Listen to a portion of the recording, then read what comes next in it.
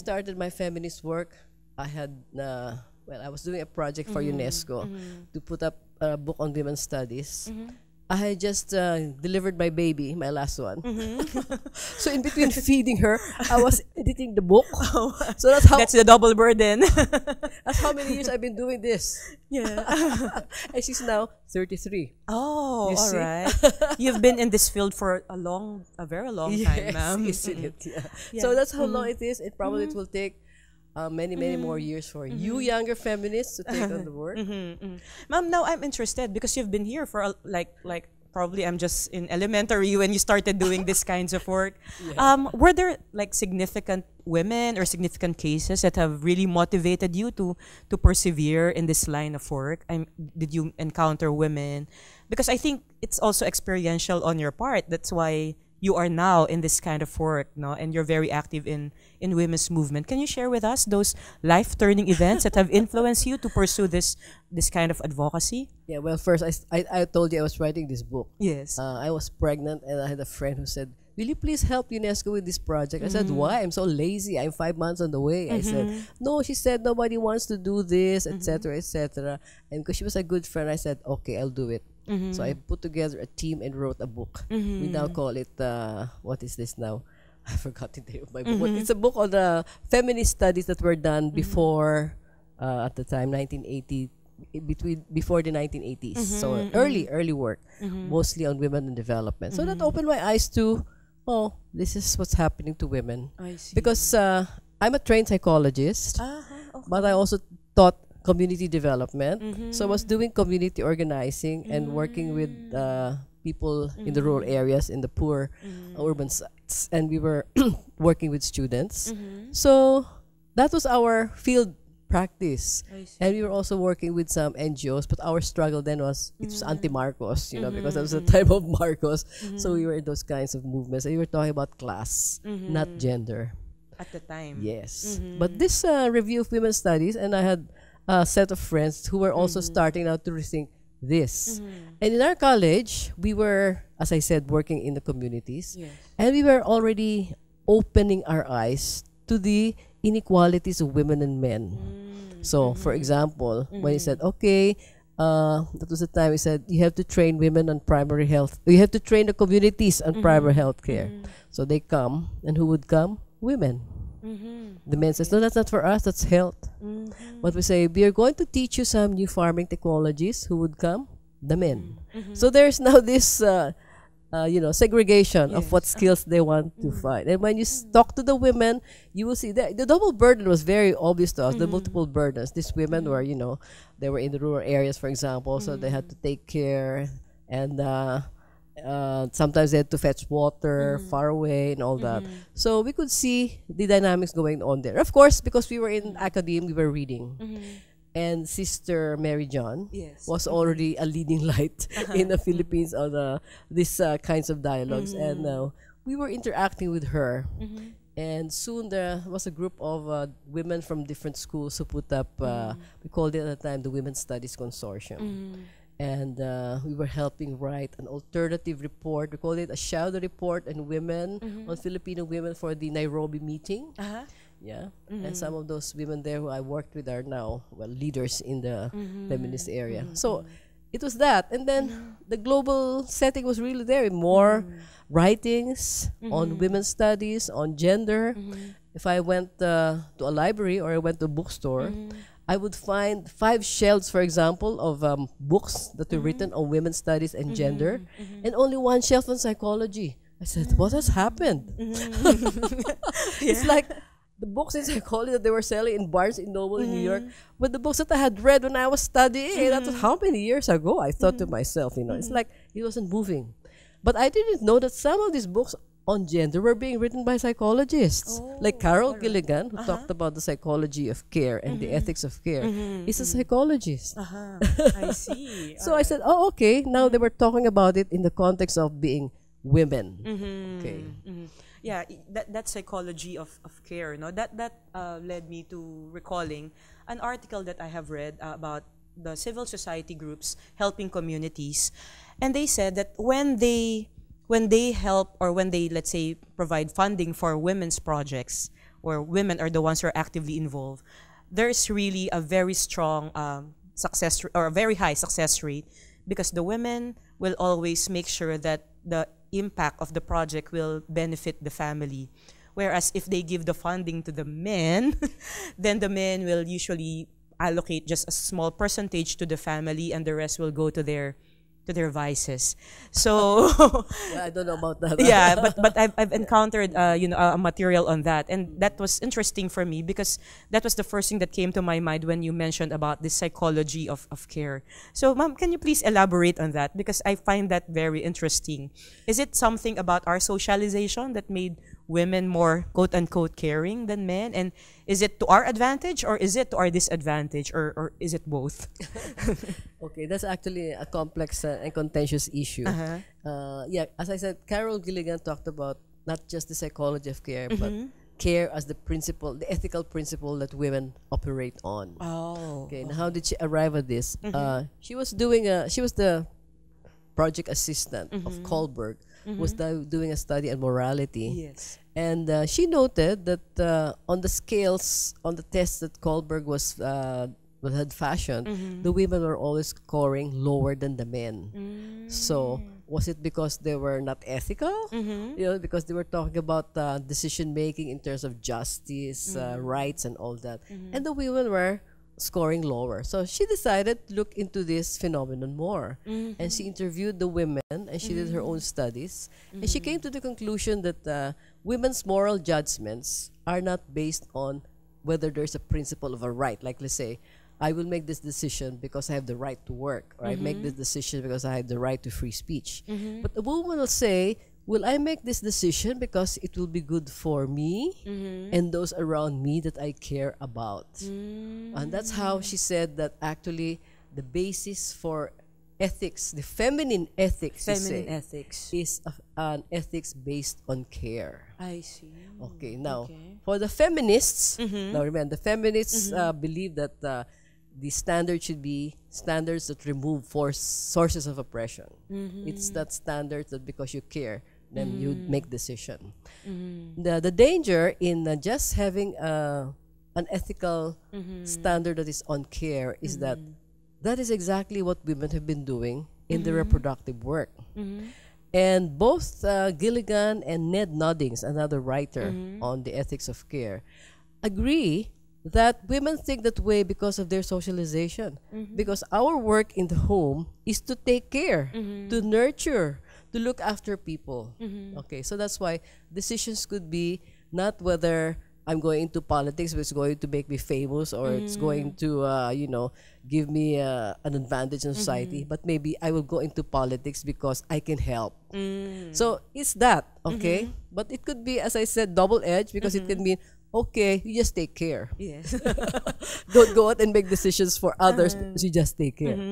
Now, in my research for this lecture, actually, I went to a study of Rowlands. Joe Rowlands talked about empowerment, and she said there are different ways to look at empowerment, because as I said, for oppression to empowerment. So the feminists want to empower women. In other words, to take control of their lives, not to be subordinate, to be able to make decisions. And she says there are 4 types of power. Power to, power with, power over, and power within. Now, if I juxtapose that with Gilligan's notion of, you make decisions first because you care for yourself, or you care for others, you care for networks outside the immediate others, and then maybe you care because your care will be valuable for multiple networks or for society. So if I put that next to Roland, it's like they're saying the same thing, except that there's no power to in Gilligan's framework. Roland would say power power over, no power over. Power to would mean that I can manage to do my work. So that's caring for myself. Yes. In the first stage of decision making for Gilligan would be, will it be helpful to yourself? Second would be, will it be helpful to a network of friends or people like my family? Will doing a decision help my family? So that's power with. Yeah, okay. And then you say, oh, it's helpful to my family. I might as well help the whole community. So it's now power no, power within. Within Because the I say community, it yes. helps the community and it helps me because this is my value. I value. It's like, for example, if you say, I had developed this new technology of weaving or a new design. Oh, it's good for me. Power for me. I have my orders. Power with, I can help other women. I need the workers because I have more orders. I have give these orders to the other women. So I enlarge the network that I care for. But because my orders are so popular, I can say, oh, now I can advocate that this kind of design is something that we should take on. It's natural dye, natural fabric, and all that. And so you make it a social issue. And that is power within. Because it's your value, and that for It benefits. for Gilligan, that is saying, enlarging your network of sharing. So it's like saying, for women, what is empowering is to be able to make other people equal to yourself. And that is the essence of women's empowerment. So it's a different notion of power. Yes, yeah. And that's very interesting because you see now power from different dimensions. Yes. Right. Okay. So, ma'am, when we talk of women empowerment, of course, there is also the issue of gender equality. And I think there are a lot of misconceptions about what really is gender equality. And sometimes we go to the most mundane discussions about, you know, men are more physically powerful and women are weak, etc. So can you please advise our students on how they can adopt this feminist ethics, how they can contribute to women's empowerment and eventually to the empowerment of those belonging to other genders, and so that they don't contribute also to this very oppressive culture of patriarchy that pervade in our society. So what are those practical pointers, or what are those practical considerations that students need to take into account to make sure that they don't participate in these very oppressive practices in our society? Yeah, okay. So the notion of equality doesn't mean sameness. Well, as a psychologist, we say an individual is unique because the individual, well, biologically we have our own genetics, you know, made up of whatever it is. Even between siblings there are differences. Across families there are greater differences. So there are unique individual differences. Okay. So it's not sameness. But what we're saying that in the collective, so we begin again from the notion of feminist ethics, that it is saying that the sources of women's disempowerment or oppression would be male domination. Okay, so when we say we want to remove the sources of oppression, we say we also want to be equal with men, not in terms of looking like them, but in terms of the opportunities and the rights that they have been entitled to. Okay, so when we go into, let's say, the Beijing Declaration and Platform for Action, it now talks about women's rights. Because when we talk about human rights, and the Universal Declaration of Human Rights is gender blind, it doesn't talk about women and men per se, just say, all men are created equal, for example. So it's still male-led, okay? But in fact, you could say that all persons are created equal, okay? So the women say, I have a right to be equal to you in terms of freedom of speech, freedom of action, freedom of religion, blah, blah, blah, okay? So you say the fundamental freedoms that are accessible to men should be accessible to women. Unfortunately, as we said earlier, because of patriarchy, some laws are antiquated. They in fact do not make this happen. These equalities are not there. And that's part of what we want to do in gender equality, to say, change the law so that there will be better equivalence in the opportunities and rights of women and men. What am I saying? For example, in the civil code, it says there that a man can accuse a wife of adultery if he even just suspects that she is carrying on an affair, and he can sue her for that. But the man in the old code could not be sued unless he is caught in flagrante, meaning in the act. Oh, isn't that's not unequal? Now, why do you need to have to see a man in the act, but only the mere suspicion can make a woman already culpable, something like that? Okay, and I was talking about the rights to property. Okay, so we have changed that. We have changed the the right to naming your child. In the past, if you had a child and you were not married to the father, the child will automatically carry the father's name. I think now in the new family code, the child can carry the mother's name. So things like that, no? And even in taxes, you know, women have been taxed double if they're working. They cannot carry the dependent category. Men are given benefits. It used to be if you have a salary, you're a male. For every dependent you declare, you get some tax breaks. That could not be carried by the wife if she was also working. It's only carried by the male. I think now there's a way of changing that. So those are the ways that we want to be equal. Equal in terms also of, let's say, educational opportunity. So now, women are in the military. Just recently, a valedictorian, I think, from the PMA was a woman. Yeah. I've had students from PMA who were women. And now, what is their advocacy? They want us to be behind the desks. I want to be in the front line, said one of my former students. So even then, yeah, she got into military school, but they still think, she's a woman, she cannot be in the front lines. So the struggle continues. Yeah, yes, okay. So in TESDA, they have had women trained as welders.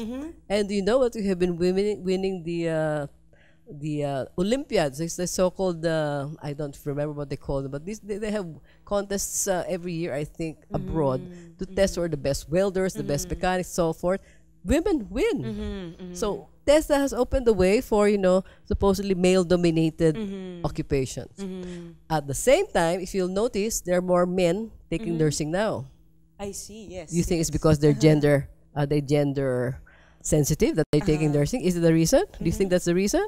No, I don't think. I think it's economic. Right, okay. When a job traditionally assigned to woman, the woman becomes lucrative, they get into it. Okay. Right. So more women now, more Thinking men of now going in abroad. Yes, more men now in nursing. I think they're even male midwives. So they're called midwives, but they are men. So you know, so it's when it's okay for them, then they will get into it. And it's funny because you call women cooks. If it's a man, they call him the chef. Yeah. And he's paid more. Yeah. So we're talking about equality in opportunities and entitlements, you know, in rights. In rights. Yeah. I see. All right. So, ma'am, no, this is the 21st century, you know, and our young people will say, come on, guys, it's 2019. So I think we cannot, remove the fact that people have to be gender sensitive, especially now at this time. So what are those practical pointers, or why is it important really for all students, regardless of gender, to be gender sensitive and to observe this, what you call alternative ways of looking at reality, you know, adopting the feminist ethics? Why is it important? Well, as you say, it's the 21st century. What do you see now on television? What do you see in the movies, you know? You see stories of, let's say, Captain Marvel is a woman, you know? Okay, we have Wonder Woman back. Okay. And soon Darna. And soon Darna is back again, you know, with another player. So there are women also are capable of, well, being superhuman. That's one way. The other thing is that even media now carries these notions about, you know, gender equality, gender fluidity. Meaning, say you have movies that talk outrightly about LGBT issues. What was I saw? I can't forget the name. It was two elderly men. One was dying. The Rainbow Sunset, I think. Or something like that. Yeah, Eddie remember? Garcia. Yes, so they were gay. Yes. But but one of them had married. Yes. Okay. Gloria Romero. Gloria Romero, yeah. So that's something that's outing a gender issue, right? So my own students are not aghast anymore when I talk about this. I don't know about other students, you know, but they say, yes, this is something that some teachers had told us, that we don't want to talk gender sensitivity to our students because they're more sensitive than us, they said. And they're sensitive because they watch this. I said, oh, really? Yes, they're more into, you know, looking at LGBT as not homophobic, looking at women's rights as, you know, a right, and really their thing. So in the 21st century, we are breaking all of these boundaries because work is for everybody. And in fact, the modern perspective of feminists is that all of this will disappear with artificial intelligence because the robot has no sex unless you give it, you endow it with a sex, you know, like there was this movie also that they made a robot into a sex partner, but you know, it's males doing that again. I mean, human males, you know. But really, artificial intelligence and technology can do and undo gender. You can have sex transplants, you know. You can transform males into females and vice versa. Gender is fluid. Okay, so, and there's nothing shameful about a male now saying, I want to be with a man, because we have already this out there, same-sex marriages. Very or a woman tolerant. Says, a woman says, I want to be with a woman. It used to be that you have to hide this. That's why they say about the rainbow sunset or something like that talks about this. You know, one of them got married, but really he was gay. So it seems like our students tend to be more open about these issues. Yes, because those are realities now. We are saying that culture is not static. Definitions of what men should be and what women should be are changing all the time. An exercise I used to do with my students was to ask, okay, how many of your grandmothers were working? And maybe about 5 would say. How many of your mothers were working? Maybe more would put up their hands. And how many of you are working? Probably only in a class of 20, only 3 would say, we are full-time students. So women also change what they're able to do. And we know very well that even in terms of political leadership, you know, you've had Angela Merkel. You have now, what is her name in New Zealand? A very, very feminist Jacinda Ardern. Yes, Ardern. Yeah, I like her. And you have also and the she's likes. very young. Yes, yeah, she's breastfeeding in the. Yes, she got pregnant while in office, right? And you have the likes of Justin Trudeau, who is also feminist. Yes, and a male and a feminist. Yes. And would you believe it? President Ramos was feminist because he was the one who said that all cabinet secretaries, mostly they were men, have to submit their gender plans and gender achievements every year, or I think every quarter to the cabinet, to the cabinet secretary, because they would talk about it. And it was because of him that we have the Philippine Development Plan for Women, which is a perspective plan to the year 2025. So even before the SDGs, we had the long-term plan. I see. That's interesting, ma'am. So you can now say that, you know, your sex does not really matter. You can be a male and adopt a very feminist stance on issues, no? And it doesn't make you less of a person just because you adopted a particular men who are well-read and who are open to new learnings. In my experience of looking at teaching and training, are easy to convince that women have a right. Like I did work with some justices, you know, and it was easy to convince them that this is correct. And at the time, what was his name now? The husband of Charlie. Ascuna, Justice Ascuna. Yeah, Adolf said, yes, in the next flag raising ceremony, we will talk about gender issues, he said. Wow. Isn't that something? And then when I was talking to women and men in the NEDA, they said, no, there's no gender discrimination here. We're all empowered. When I said, would you leave Manila to accept a job in Zamboanga? I said, no, I have women. This is a woman. I said, no, because I have children growing up. And your husband cannot take care of them. So you see, there is this thing. Everything is changing, but there's still some notions which are old-fashioned. Even among ourselves, maybe we lap sometimes. Yes, that's true. You know, like especially with the gender-biased language, you know, you become like you so layman, you know, and stuff like that. Okay, So everything that you've said is actually very interesting, ma'am. No, but I'm only given a limited amount of time. So do you have final words for our students about this issue of empowerment and why we all have to contribute to the empowerment of all kinds of people, actually regardless of gender? Any final words, ma'am? Yes. Well, we're talking about the world and what we want it to be like.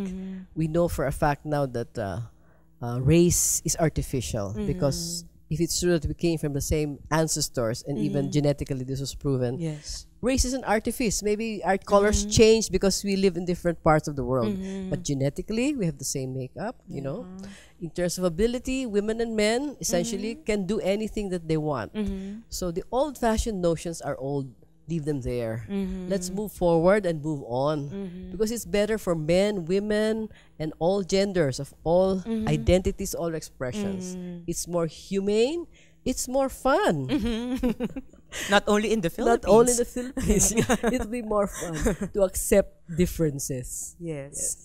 Actually, it makes out for a very colorful world, right? If we acknowledge and respect the differences, no, of identities of people. Rather than castigate people for being different. Yes. So thank you very much, ma'am, for that very, very interesting discussion. And I hope that we will have you again here at FEU for another discussion on this topic and probably other topics that I know you're very good about. Yeah. So thank you again, ma'am, for your time. Thank you also, Rita, and thank you to FEU for this privilege. So what are my key takeaways? Number one is that gender equality is not about sameness. It's about us recognizing, respecting, promoting, and fulfilling the equality of rights between men and women, including also the LGBT community. And I think all of us have that responsibility to make sure that we put an end to these oppressive conditions, and we encourage both men and women to be gender sensitive. So that's about it. Thank you for your participation. Have a good day.